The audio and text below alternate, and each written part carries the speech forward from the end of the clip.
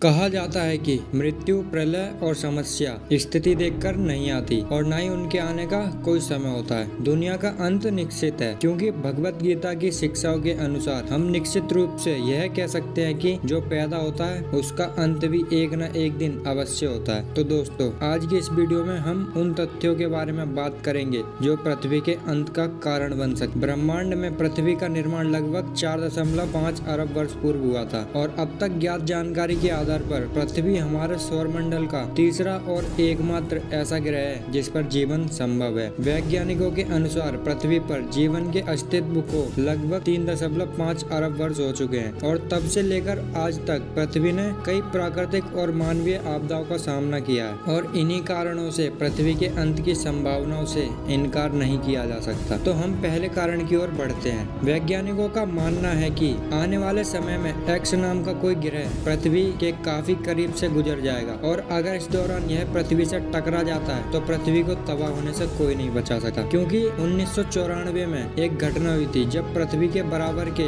10-12 उल्कापिंड बृहस्पति ग्रह से टकरा गए थे और तब वह नजारा किसी महाप्रलय से कम नहीं था, जिसके कारण उस ग्रह की आग और विनाश आज तक शांत नहीं हुआ है। इसीलिए वैज्ञानिकों का मानना है कि बृहस्पति ग्रह के साथ जो हुआ वह अगर भविष्य में कभी पृथ्वी के साथ हुआ तो पृथ्वी को विनाश से कोई नहीं बचा सकता। दूसरा कारण दोस्तों, ज्वालामुखी का फटना भी पृथ्वी के विनाश का एक कारण बन सकता है। जब ज्वालामुखी फटते हैं तो वे गर्म खतरनाक गैसें, राख, लावा और विशाल चट्टानें उगलते हैं तो विनाशकारी नुकसान का कारण बन सकते हैं। 1816 में इंडोनेशिया में स्थित माउंट तंबोरा नामक ज्वालामुखी ने भारी तबाही मचाई थी, जिससे 1.5 लाख लोगों की जान गई थी। दोस्तों, यह भीषण तबाही एक सामान्य ज्वालामुखी के कारण हुई थी। कल्पना कीजिए कि अगर एक ज्वालामुखी की बजाय एक सुपर वोल्केनो फट जाए तो पृथ्वी का विनाश की स्थिति क्या होगी। सुपर ज्वालामुखी के फटने के दौरान ज्वालामुखी से जो लावा निकलेगा वह ब्रिटेन के आकार से करीब 8 गुना बड़ा होगा और इस ज्वालामुखी के फटने से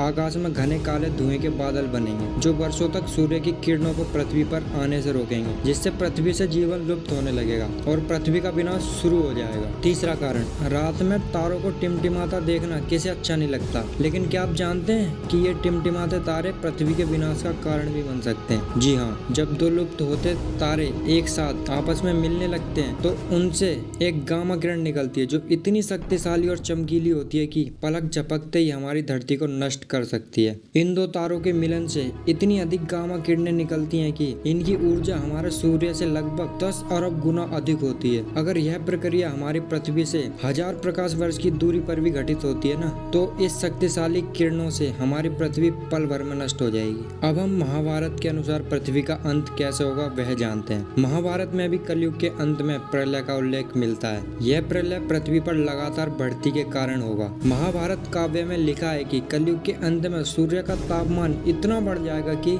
समुद्र और नदियां सूख जाएंगी, धरती पर बारिश पूरी तरह से रुक जाएगी और सूरज की यह भीषण आग धरती को पाताल तक भस्म कर देगी। सब कुछ जलकर राख हो जाएगा। उसके बाद 12 साल तक लगातार बारिश होगी, जिसके परिणाम स्वरूप पूरी पृथ्वी जलमग्न हो जाएगी और धीरे धीरे इस धरती पर फिर से जीवन की शुरुआत होगी। तो मेरे भाइयों, अगर वीडियो अच्छी लगी हो तो कमेंट करके जरूर बताएं कि आपको कौन सा पॉइंट लगता है जो पृथ्वी के अंत का कारण बनेगा, और वीडियो लाइक करके चैनल सब्सक्राइब कर लो यार, ऐसी और वीडियो देखने के लिए। जय हिंद।